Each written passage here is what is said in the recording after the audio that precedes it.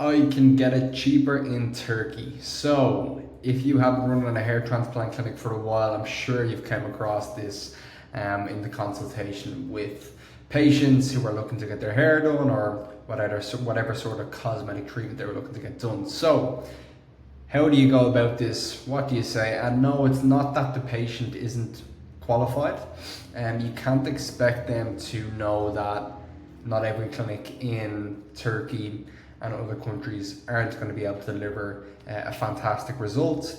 All they see online is the videos of football players, celebrities flying off to Turkey, getting their hair done for a couple of K. So no, you can't expect them. You can't immediately put them in the not good lead basket. This is for you to have a conversation with them, kind of poke some holes at their beliefs and kind of see where they can maybe come to the realization that for themselves that gambling with their hair for saving a couple of thousand for the rest of their lives may not be the best decision for them. So how do you go about this when this comes up? Is price the only thing you're basing your decision on? So again, we're not going to combat it and say, hey, you shouldn't do this, We're just going to ask another question to get them to start thinking differently. Because if you tell someone what to do versus if you ask someone a question and then they say it themselves, they're far more likely to stick with their own word versus you telling a prospect patient or anybody something to do. They're much more likely to stick with their own words and do what they want to do. So is price the only thing you're basing your decision on? It's good to take a second and be like, okay, that's totally understandable. Is that the only thing you're kind of considering here? Is just the pricing factor? And once you ask this question, about 5% of the time people will probably say yes. All I care about is price. I only have 4,000 and that's at an absolute max, and I don't care who does my hair. I just want to get my hair back. Fair enough. If they land in that category, well then they are. But that should only happen very, very small percentage of the time if you pause, ask the question right, and kind of see how they go about that. So now what happens when you ask this question here is they will justify themselves to you. So they will justify all the reasons. They'll say, no, well, it is a major concern, but obviously I want to get it done correctly. I want to make sure this looks right. Essentially, the hair is going to be with me for the rest of my life.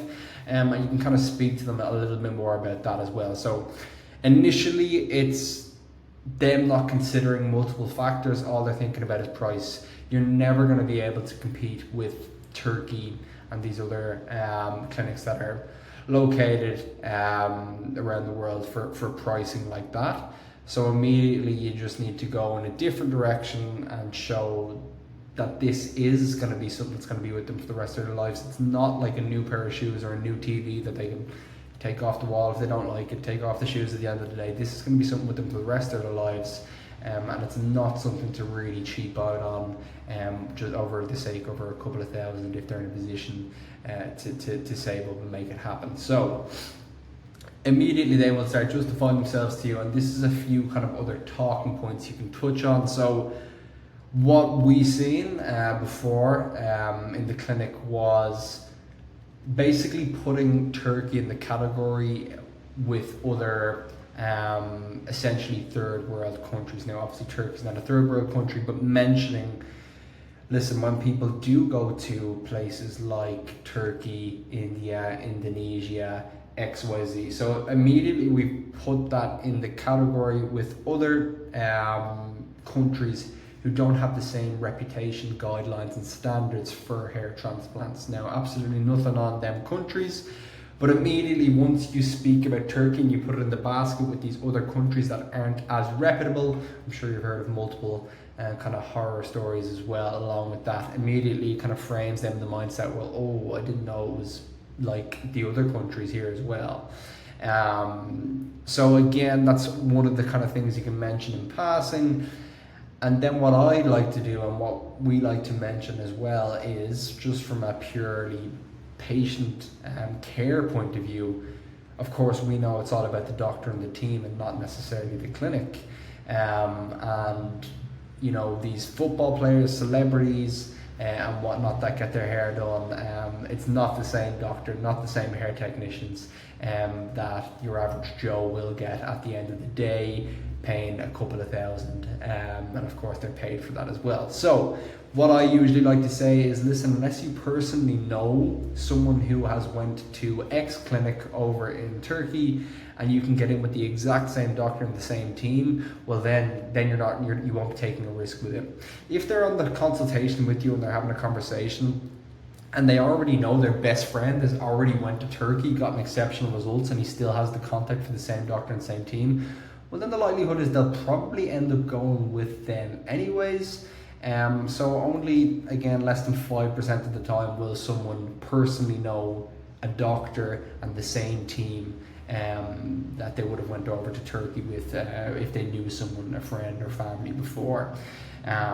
So immediately you're doing a bit of push-pull, you're going to push away maybe 5%, and realistically they probably would have went with them anyways if their best mate got a great result and you can get up the same doctor and same team, and about 95% you're going to pull forward as well. It's being polarizing, and essentially most of the time they absolutely will not know somebody that's doing that, and it's breaking down their paradigm as well from being, oh yeah, I look at this clinic and they done this celebrity, and then they start thinking, okay, it's not actually about the clinic, it's about the doctor and the team. And then the last one is kind of a fixer-upper job. So what I've seen with my clinics is about 10% of the time, it's usually a transplant wherein we're doing a fixer-upper job. So they have been to the likes of India, Indonesia, Turkey before, didn't turn out the way they wanted, now they have to get it done a second time here in the US, in the UK, wherever your clinic is located. So these are a few talking points to kind of touch on when you do get this. And again, the key thing is not to be confrontational and not to try and tell someone what to do.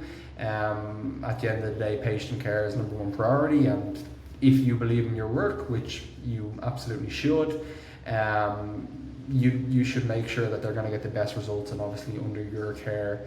That probably is the best bet, rather than flying overseas where hair technicians have a week or two of experience and they're thrown in doing multiple cases a day.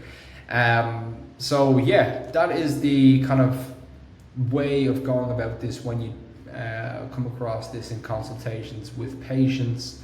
And yeah, absolutely give it a go, try it out. Any questions, send me a DM and I'd be happy to help out. Cheers.